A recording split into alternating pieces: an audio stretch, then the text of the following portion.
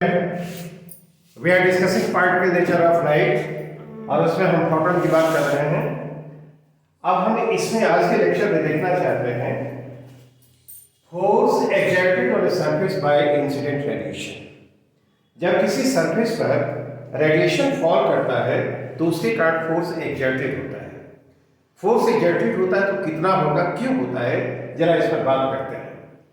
यहाँ पर एक प्लेन मिरर है और प्लेन मिरर का सरफेस परफेक्टली रिफ्लेक्टिंग है और इस पर ये रेडिएशन फॉल कर रहा है नॉर्मली पर सेकंड। जो नॉर्मली रेडिएशन फॉल कर रहा है तो radiant energy falling normally that is denoted by you radiant energy पर सेकंड नॉर्मली इस मिरर पर फॉल कर रही है और मिरर को मैंने कहा परफेक्टली रिफ्लेक्टिंग। हम लोग एक चीज जानते हैं, जो फोर्स एक्सर्टेड होता है that is given by the rate of change of momentum. अब इसमें रेडिएशन जब फॉल करेगा तो फोटॉन्स होंगे, these are the stream of photons, और फोटॉन के साथ मोमेंटम होता है और मोमेंटम कितना होता है h बाय लैम्डा। अब देखते हैं कि इसके कारण जो फोर्स एक्सर्टेड होगा वो कितना होना चाहिए। तो यू एनर्जी इस पर फॉल कर रही है पर सेकंड, तो उस एनर्जी के साथ जो मोमेंटम एसोसिएटेड है वह कितना है। Energy associated with momentum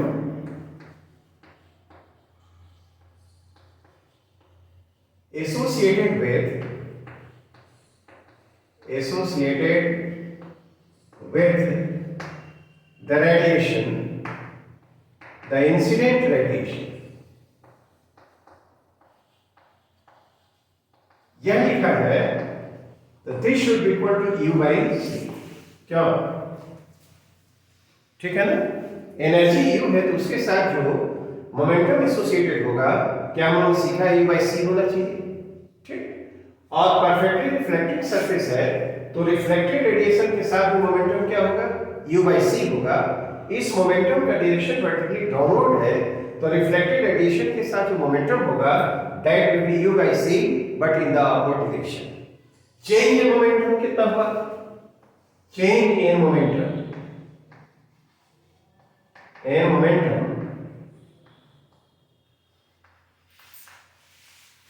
पर सेकेंड, ये जो लिखना होगा तो क्या 2u/c होगा। क्या u by c momentum incident radiation के साथ और रिफ्लेक्टेड के साथ भी u/c होगा। तो इसका डायरेक्शन यदि हम पॉजिटिव ले रहे हैं तो ऊपर जो डायरेक्शन होगा वो नेगेटिव होगा, तो यदि उसका डिफरेंस लिया है तो क्या होगा 2u/c। तो पर यूनिट टाइम मोमेंटम में जो चेंज हुआ इंसिडेंट रेडिएशन के वो 2u/c है। इसका मतलब हुआ यह इंसिडेंट रेडिएशन पर सेकंड इतना मोमेंटम ट्रांसफर कर रहा है। This amount of momentum is transferred to the surface by the incident radiation. तो जितना रेडिएशन इसको मोमेंटम पर सेकंड ट्रांसफर करेगा, क्या उतना ही इसके मोमेंटम में चेंज होगा, और इसके मोमेंटम में जितना पर सेकंड चेंज होगा that will equal to the force exerted by the incident radiation. क्योंकि यह इक्वेशन बताता है कि जो फोर्स होता है that is given bye dp/dt rate of change of momentum. तो यह इंसिडेंट रेडिएशन है वह सरफेस को पर सेकंड कितना मोमेंटम ट्रांसफर करेगा 2u/c, और जितना मोमेंटम ट्रांसफर करेगा क्या उतना ही इस पर फोर्स एक्सर्टेड होगा।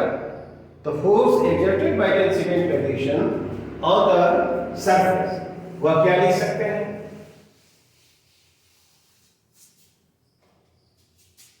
the force exerted on the mirror by the incident radiation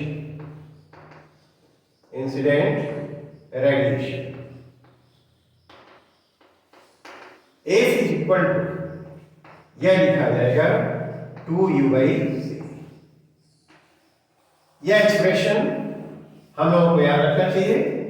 यदि incident radiation per unit time you amount of energy is incident on the mirror, if the surface is perfectly reflecting, the force exerted by the incident radiation on the surface will be given by 2u/c। यदि u हमको मालूम हो तो क्या exerted जो force है वो हम जान सकते हैं। Basic concept is very clear कि यह u इस इंसिडेंट रेडिएशन के साथ जो मोमेंटम एसोसिएटेड होगा वो u/c होगा। रिफ्लेक्टेड हो गया है तो उसके साथ मोमेंटम u/c होगा। उसके मोमेंटम में जो चेंज होगा वो 2u/c होगा और जितना मोमेंटम में चेंज होगा उतना ही मोमेंटम यह सरफेस को ट्रांसफर करेगा और इसको जितना पर सेकंड मोमेंटम ट्रांसफर करेगा उतना ही मोमेंटम इस सरफेस के मोमेंटम में चेंज होगा तो that will equal to the force exerted by the incident radiation on the mirror और वह होगा 2u/c। अब जब हम फार्मूला जान गए कि इसकी करंट फोर्स कितना लगेगा तो जरा इसको अप्लाई करते हैं। अप्लाई करने के लिए यहां पर देखते हैं। Let us consider a simple illustrative problem. यह plane mirror radiation is falling on it और जो रेडिएशन फॉल कर रहा है उसका वेवलेंथ क्या 300 नैनोमीटर। ओके और the surface is perfectly reflected. Surface is perfectly reflected।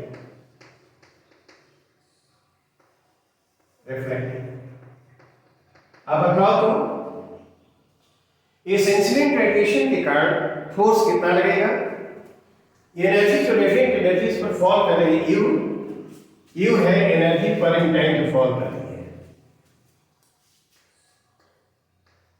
Energy falling पर इन टाइम फॉलिंग पर सेकेंड हम लिखें इसको। ठीक तो फोर्स कितना लगेगा।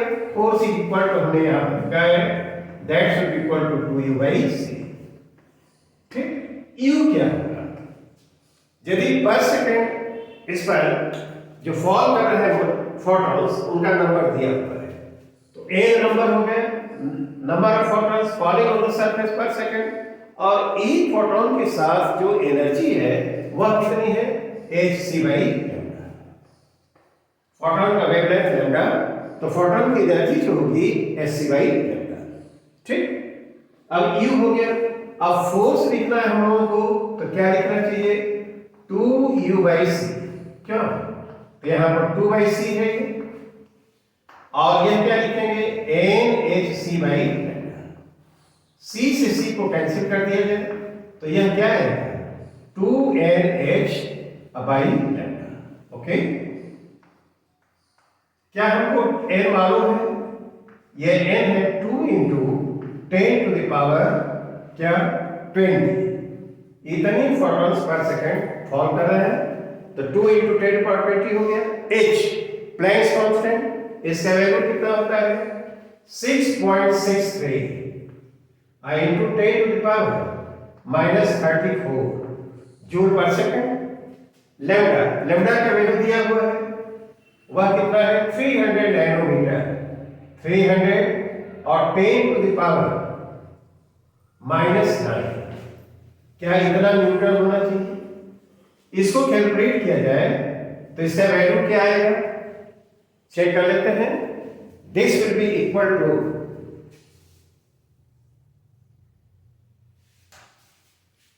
ये है 8.84 और 10 to the power -7 Newton.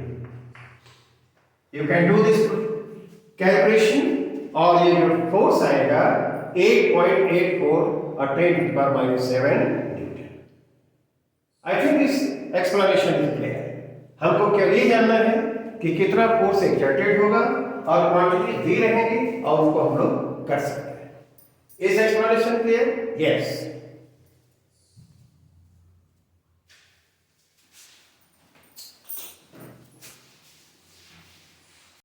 Now let us see this simple problem। बहुत ये स्ट्रिंग है इससे एक अटैच्ड है plane mirror. This plane mirror is perfectly reflected और इसके सरफेस पर monochromatic radiation is of single wavelength और फॉल कर रहा है और उसका वेवलेंथ कितना है लैम्डा, राइट। और this radiation is falling normally on the mirror mirror की परफेक्टली रिफ्लेक्टिंग, और ये कह रहा है कि इस पर जो फोटॉन्स फॉल कर रहा है पर सेकंड उसका नंबर है n। क्या इस रेडिएशन के कारण इस मिरर पर फोर्स एक्सर्टेड होगा? तो हॉरिजॉन्टल डायरेक्शन जो फोर्स एक्सर्टेड होगा, क्या ये रिफ्लेक्ट ऐसे करेगा? तो टुवर्ड्स राइट इस रेडिएशन के कारण इस पर फोर्स एक्सर्टेड होगा, और जब एक्सर्टेड हो, जब यह इक्विलिब्रियम में होगा तो उस पर फोर्स जो लगेगा इसके कारण, और इसमें जो होगा टेंशन उसके कारण, इसका मास m है तो mg उसके कारण, तो under these three forces this mirror will be in equilibrium, और जब यह इक्विलिब्रियम में होगा तो इस स्ट्रिंग में टेंशन, सॉरी इस स्प्रिंग का जो डिफ्लेक्शन होगा थीटा, वह क्या होना चाहिए हम जानना चाहते हैं। तो यदि हम देखें तो बताओ, तो इसके कारण जो फोर्स लगेगा रेडिएशन के कारण, क्या 2u/c होगा? u is the radiate energy falling पर सेकंड। जब n फोटॉन्स इस पर सेकंड फॉल कर रहे हैं तो u कितने के बराबर होगा? 2/c हो गया, nhc/लैम्डा।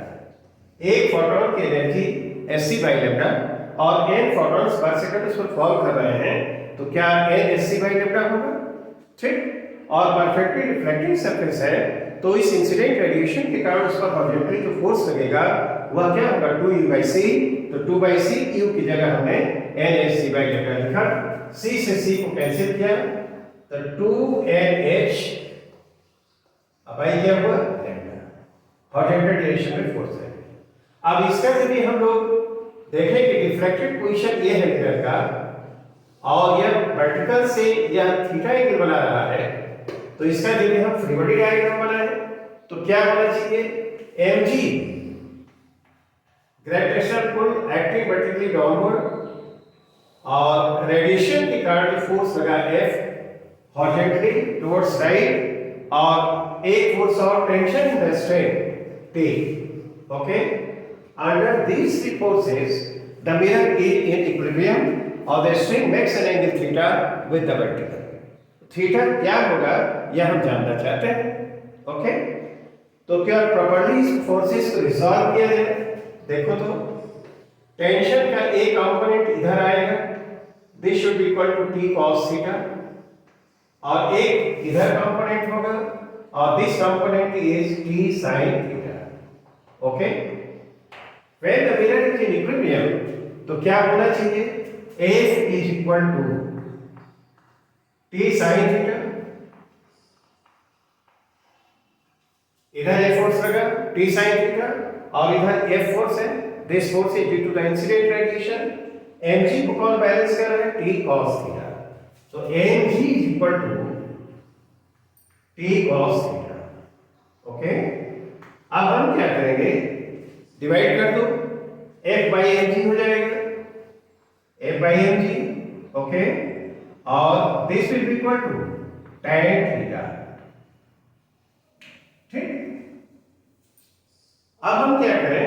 tan थीटा F हमको मालूम है कितना है? F इज इक्वल टू 2nh/लैम्डा। tan theta is equal to, we can write tan theta is equal to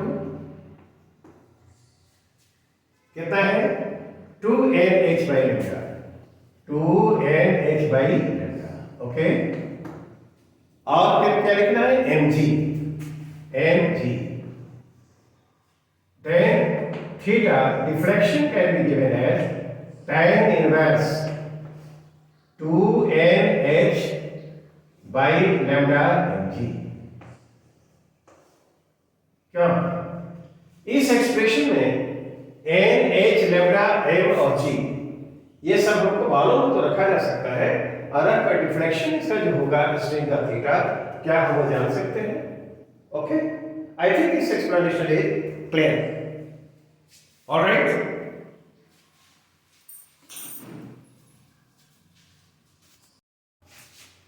late us consider this problem. इस प्रॉब्लम में जरा देखें क्या है। देखो, यह एक लेंस है, कन्वर्जिंग लेंस, और यह एक प्लेन मिरर है, और इसके फोकस पर, लेंस के फोकस पर एक point source S is placed. यह सोर्स मोनोक्रोमेटिक रेडिएशन को एमिट करता है।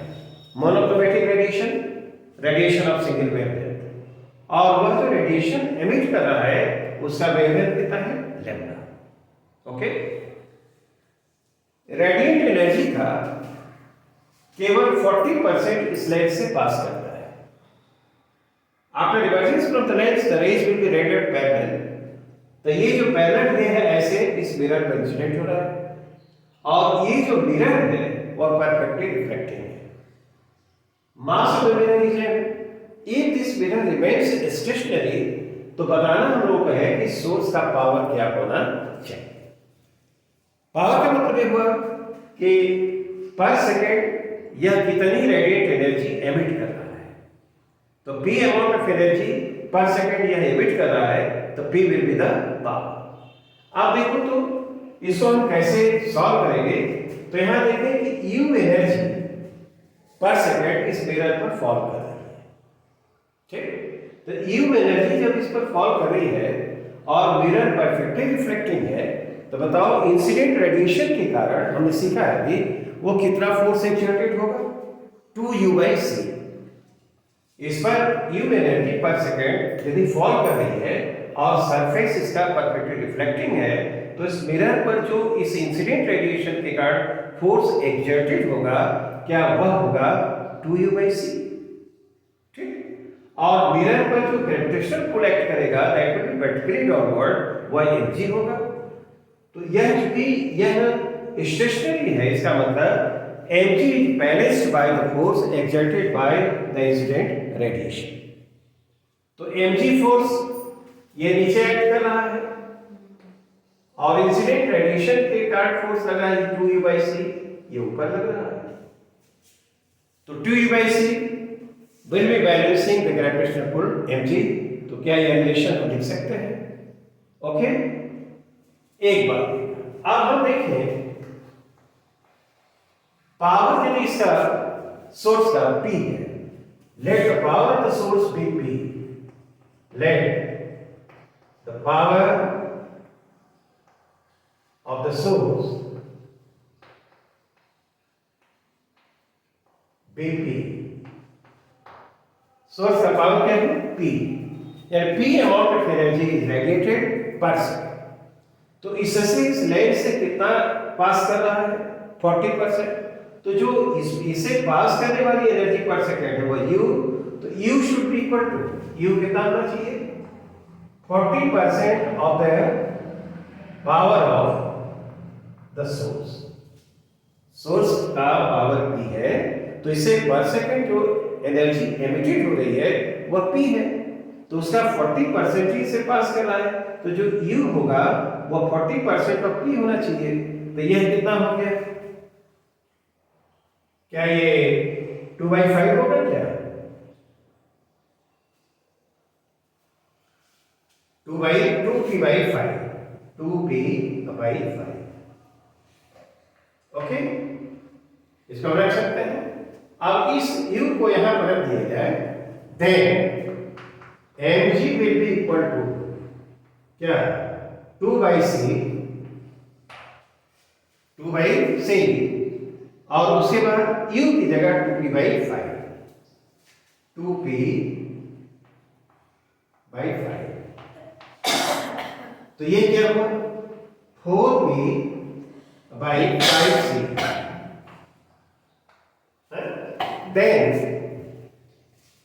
then power of the source,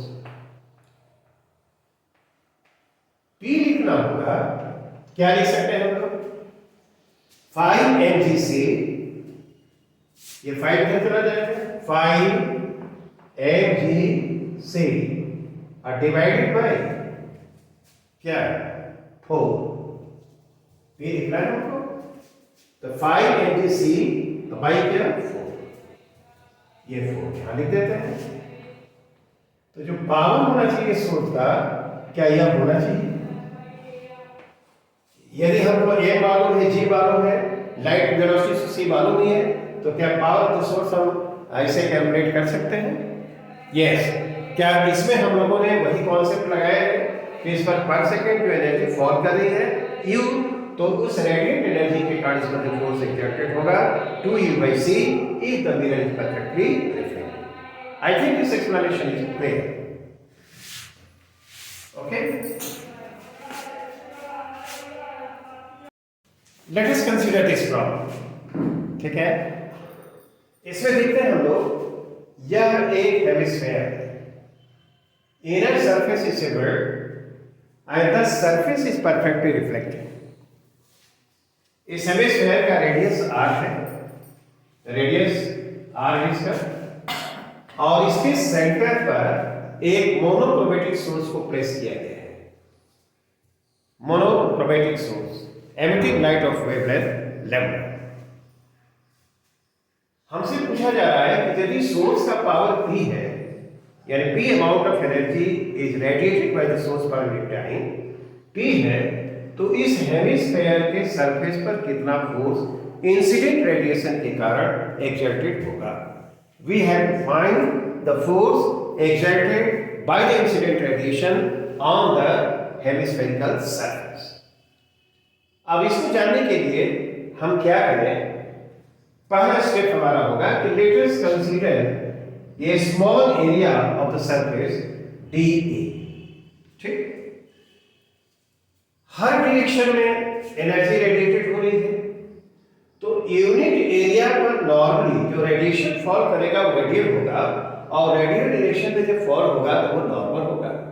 ठीक, तो इस यूनिट एरिया पर सेकंड कितनी एनर्जी फॉल कर रही है, तो देखो तो एनर्जी फॉलिंग पर second, energy falling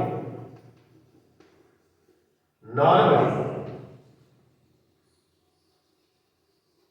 per second on the small area dA, यह लिखे du। ठीक, यह हमने dA एरिया लिया है। ये जो रेडियल डायरेक्शन में रेडिएशन फॉल करेगा तो उसका इंसिडेंस नॉर्मल होगा, तो इस पर सेकंड एनर्जी फॉल कर उसको du से डिनोट करें तो du क्या होना चाहिए, तो यूनिट एरिया पर जो एनर्जी फॉल करेगी तो वह P बाई 4πr²। क्या पूरा इसको कंप्लीट माना जाए तो जो सरफेस होगा उसका एरिया 4πr² होगा, और P एनर्जी से पर सेकंड एमिटेड हो रही है, तो 4πr² पर सेकंड कितनी एनर्जी फॉल करेगी P, तो यूनिट एरिया पर कितना फॉल करेगा P/4πr²। तो हमको जानना है dA एरिया पर, तो क्या dA से मल्टीप्लाई कर दिया जाए, देखो इतनी एनर्जी फॉल करेगी dA एरिया पर सेकंड नॉर्मली जो एनर्जी फॉल करेगी वो इतने के बराबर। अब इस dA एरिया पर इस इंसिडेंट रेडिएशन के कारण जो फोर्स लगेगा वह dF है, तो dF should be equal to, अभी हमने देखा है 2 टाइम्स du/c। ठीक, U एनर्जी जब फॉल करती है नॉर्मली पर सेकंड, तो एक्सर्टेड फोर्स जो होता है 2u/c, तो यहां पर सेकंड कितनी एनर्जी फॉल करे 2u, तो du हो रहा है, तो dF एरिया पर जो फोर्स लगेगा वो 2du/c। I think this is all. अब देखो ये जो फोर्स लगेगा इंसिडेंट रेडिएशन के कारण उसका डायरेक्शन ये होना चाहिए नॉर्मल। तो ऐसे हुआ कि इस फोर्स को दो म्यूचुअली परपेंडिकुलर कंपोनेंट में रिजॉल्व करते हैं। ये dF, ये एंगल थीटा पे एंगल थीटा होना चाहिए as per trigonometry of the figure. यह जो कंपोनेंट होगा dF cos थीटा, ये जो कंपोनेंट होगा dF sin theta. Due to the symmetry of the problem integration of dF sin theta will be equal to 0। क्यों कि ठीक इसके यहाँ पर ऐसे एलिमेंट यहाँ पर कंसीडर किया जाए और इस पर जो फोर्स लगेगा वह ऐसे लगेगा, है ना, तो इसका एक कंपोनेंट इधर और एक कंपोनेंट इधर, तो जो horizontal component dF sin theta है वह क्या इस कंपोनेंट के इक्वल एंड अपोजिट होगा।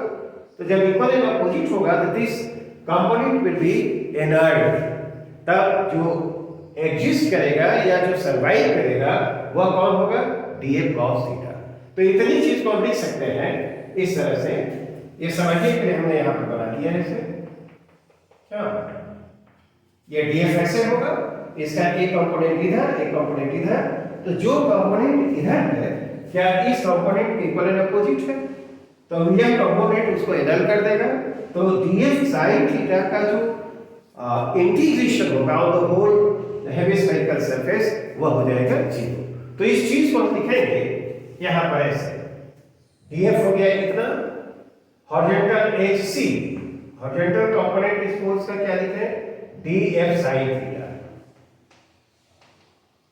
और बीसी वर्टिकल कंपोनेंट लिखे dF cos theta. Is it alright? और मैंने जैसा समझाया integration of dF sine theta will be equal to 0। तो यहां पर हम लिख सकते हैं due to the symmetry of the problem, due to the symmetry of the problem,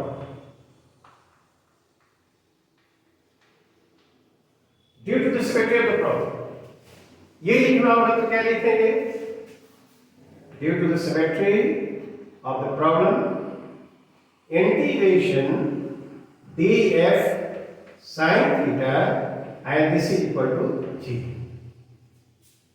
तो कौन सर्वाइव करेगा, only the integration of df cos theta will survive। तो उसके लिए हम लिखें तो देखो कैसे लिख सकते हैं।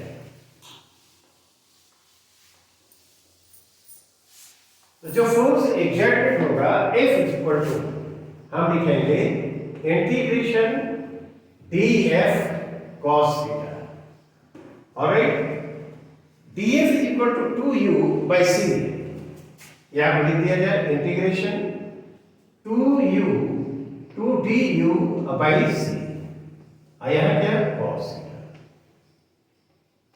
2 by c कांस्टेंट है बाहर कर सकते हैं, du कितना है p by 4 pi r square dA, तो उसे लिख देते हैं p dA by क्या 4 pi r square, ओके कितना हुआ, और फिर क्या लिखे dA, यह है cos theta, राइट। अब यहां पर एक काम किया जाए, जो कांस्टेंट टर्म है उसको बाहर कर दिया जाए, तो 4 pi r square c2 ये सब तो कांस्टेंट है, तो यहां पर लिख देते हैं 2 pi c और 4 pi r square, ओके, और p इंटीग्रेशन क्या हुआ dA cos theta, राइट, क्या इतना हुआ। अब देखो dA cos theta को इंटीग्रेट करना है इस पूरे हेमिस्फेरिकल सरफेस पर, तो जब हेमिस्फेरिकल सरफेस पर इंटीग्रेट करेंगे तो that will be equal to the projection of that surface, और इस सरफेस का जो प्रोजेक्शन होगा वह क्या होगा, यह है ना। तो ये जो सरफेस होगा उसका एरिया क्या होगा पाई आर स्क्वायर, ठीक।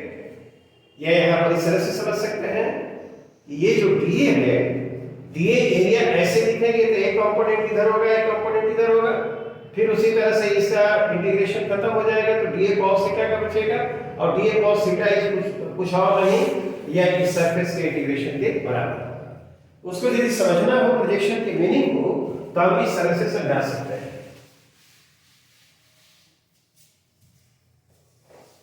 ये देखो, इसको हम लिखेंगे 2p, तो ये p अपाई ये 2 pi r स्क्वायर c और 2 pi r स्क्वायर, और यह जो आएगा pi r square, integration dA cos theta is equal to pi r square, इसको कैंसिल करो तो क्या आएगा p by 2c। तो जो फोर्स एक्सर्टेड होगा F सरफेस पर that should be equal to p by 2c, और इसका डायरेक्शन किधर होगा dA cos थीटा, क्या वर्टिकली डाउनवर्ड, इस सर्कल पर एक्ट करेगा और डायरेक्शन ऐसे होना चाहिए। जो हम लोग अभी कहा कि उसका प्रोजेक्शन, तो उसकी मीनिंग ये होती है इस तरह से सरफेस को बनाया है, हेमिस्फेरिकल सरफेस है और इस तरह से हम इसको बनाए राइट, और यहां पर एक स्क्रीन हम रखते हैं, ठीक है, और इस पर यदि इस तरह से लाइट को फॉल कराया जाए तो देखो तो ऐसे ये लाइट की चीज है तो क्या ऐसे आएगा इस पर, and the spot on the screen will be circular। तो इस सरफेस का जो यह सरफेस का इस पर प्रोजेक्शन है वो उसको हम लोग कहेंगे पाई आर स्क्वायर। ये सरफेस है 2 पाई आर स्क्वायर और उसका प्रोजेक्शन कितना है pi are square. This is the meaning of the projection. Geometrically यदि एक्सप्लेन करना चाहें तो this is how it can be explained, और नहीं तो यहां पर हम लोग पूरा लिखते हैं। ये इसका कंपोनेंट लेंगे dA cos थीटा, तो dA cos थीटा यदि हम ऐसे एरिया को दिखलाएं तो देखो ऐसे आएगा, ये यहां पर ये एरिया जो आएगा इस तरह से दिखा सकते हैं, ये dA वेक्टर है और ये उसका प्रोजेक्शन यह जो आएगा यह वह है dA cos थीटा। अब dA cos थीटा को पूरा इंटीग्रेट करेंगे सरफेस पर तो क्या ये छोटा सा एलिमेंट है और जब इंटीग्रेट करेंगे तो क्या इसके एरिया के बराबर होगा। तो dA cos थीटा को इंटीग्रेट किया जाएगा तो that will be equal to pi are square. फिर से समझ सकते हैं, ये एरिया है dA, उसका डायरेक्शन यह है, एरिया इज वेक्टर क्वांटिटी, इधर कंपोनेंट लिया जाएगा इधर कंपोनेंट लिया जाएगा, तो इधर जो कंपोनेंट आएगा वह dA cos थीटा होगा और dA cos थीटा को जब इंटीग्रेट करेंगे तो this will give this area is circular, radius r है तो that will be equal to क्या पाई आर स्क्वायर। इस तरह से भी हम इसको समझ सकते हैं। तो इस कैलकुलेशन के बाद हमने पाया कि इस सोर्स से इसके सरफेस पर जो रेडिएशन फॉल करेगा और यह सरफेस परफेक्टली रिफ्लेक्टिंग है तो उस रेडिएशन के कारण उस पर जो फोर्स एक्ट करेगा that will be equal to P by 2c, where c is the velocity of light in free space and P is the power of the source, right? Power, this is the amount of energy radiated per second. I think this explanation is clear. That's all for today. Thank you.